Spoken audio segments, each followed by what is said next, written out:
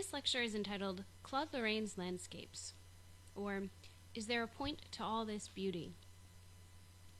Now, Claude Lorrain, who you see over here on the left, is often just called Claude.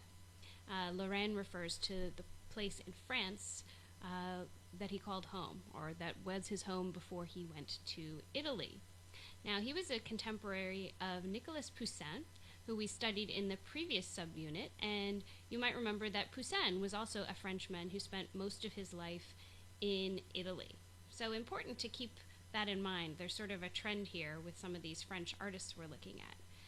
Now, like Poussin, he spent a great deal of time in Italy, and he was very influenced by the work of Italian artists that he saw in Italy, but he was also very influenced by the Italian countryside, the countryside around Rome.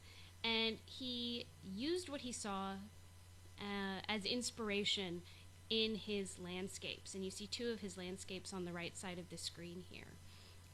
And he's known for these really lush, sumptuous, beautiful landscapes with this soft light and almost an impossible perfection. So, and just to introduce you to what these are, we're going to look at them a little bit later, but this image here is Landscape with the Flight into Egypt, and it dates to 1663. And over here on the right is an image known simply as Pastoral Landscape, and it dates to 1648. And I think you can see just right off the bat, they are these really idealized, beautiful landscapes. And there are certainly details within them of people and buildings, but mainly they are landscapes.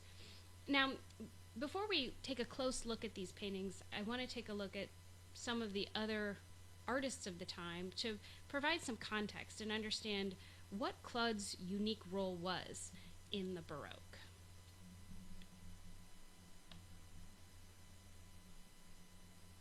So, here on the left we have Landscape with the Flight into Egypt, which we just looked at above. So it's landscape with the flight into Egypt. And it dates to 1663. And on the right is an image we've already looked at in this course, and hopefully this is familiar to you. This is Jacob van Ruysdael's view of Haarlem, which dates to around 1670. Now, hopefully you remember that Ruysdael was a very successful landscape artist, and he was working in the Dutch Republic, in a Protestant culture. And he was a really important figure in advancing landscape painting, but it's important to remember that he was working in a very different cultural context. You should hopefully remember that in Protestant countries, genre paintings were more popular, more common, more accepted. And remember that the Dutch Republic was Protestant. So this is Protestant culture. Whereas Claude was working in a Catholic context. Catholic. And in Catholic cultures, paintings were still expected to have a little bit more grandeur in them. And what I mean by that is you often see noble paintings depicting historical events, usually from the classical world or from the Bible. And of course, there are a lot of religious paintings commissioned in Catholic cultures.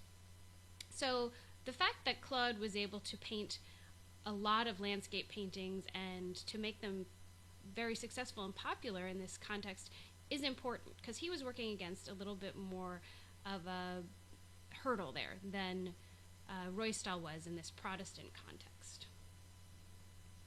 Interestingly, he does kind of insert little stories, and that is Claude I'm talking about, into his landscapes, almost as a way of justifying the rest of the landscape. So this is Landscape with the Flight into Egypt, and that's exactly what we see within this circled area here. And the flight into Egypt was a biblical story, a story of the Holy Family fleeing King Herod, who had ordered all babies to be murdered because he had heard a young king was born.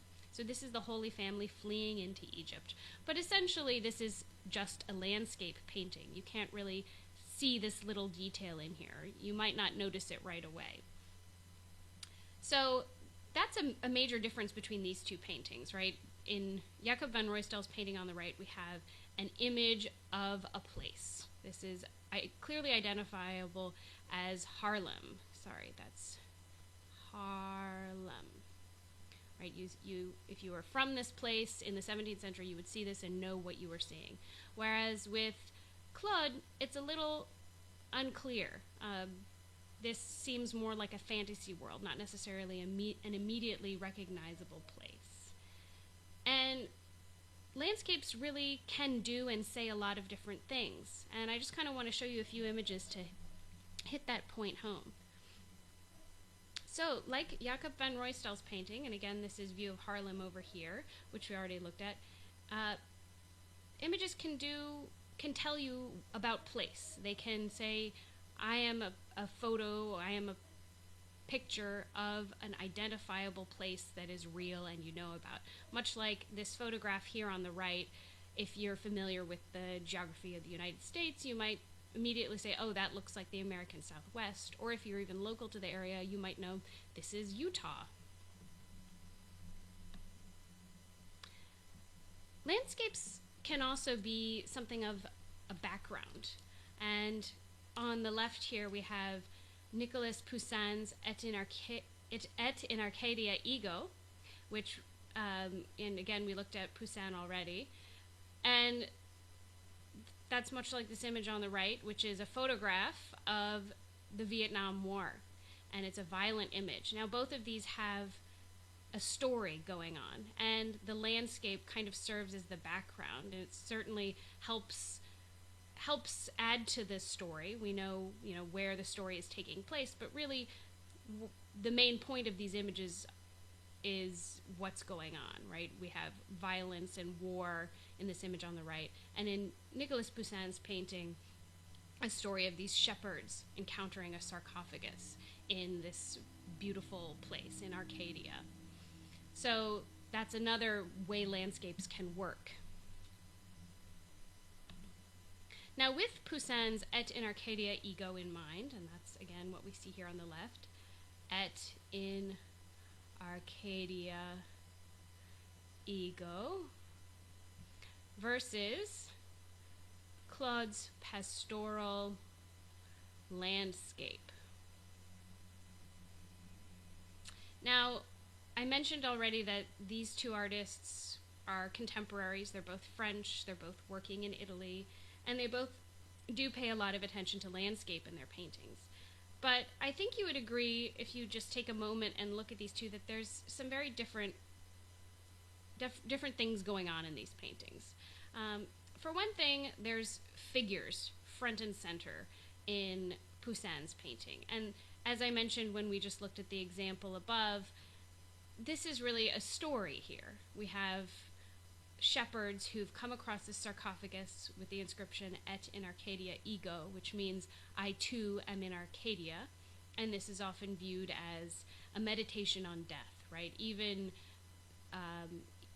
this image of death, this sarcophagus, intrudes into the peaceful and idealized world of Arcadia.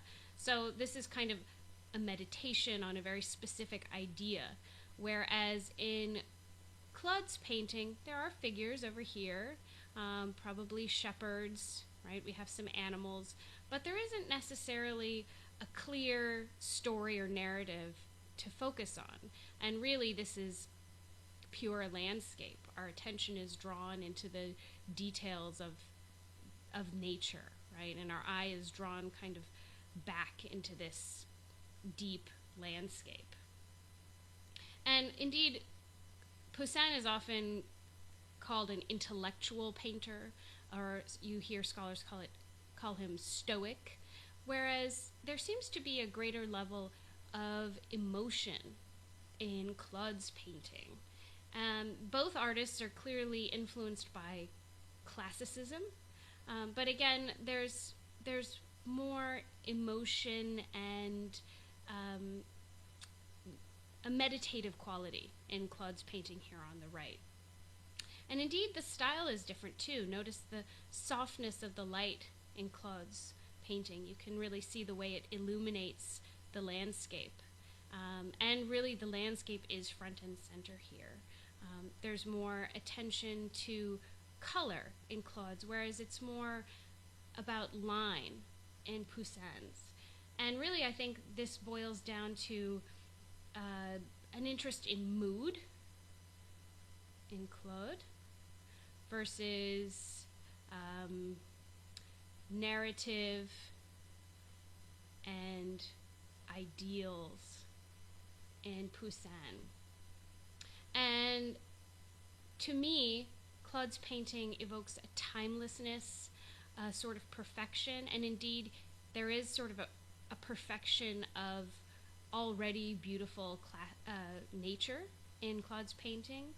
And really it's a meditation on beauty and this golden age of classicism and a desire to return to that kind of perfection. So back to my question, is there a point to all this beauty? Well, I think in this seemingly straightforward landscape, there is really a wealth of very deep and lofty ideas that you can meditate on. And yeah, maybe beauty is sort of the point too.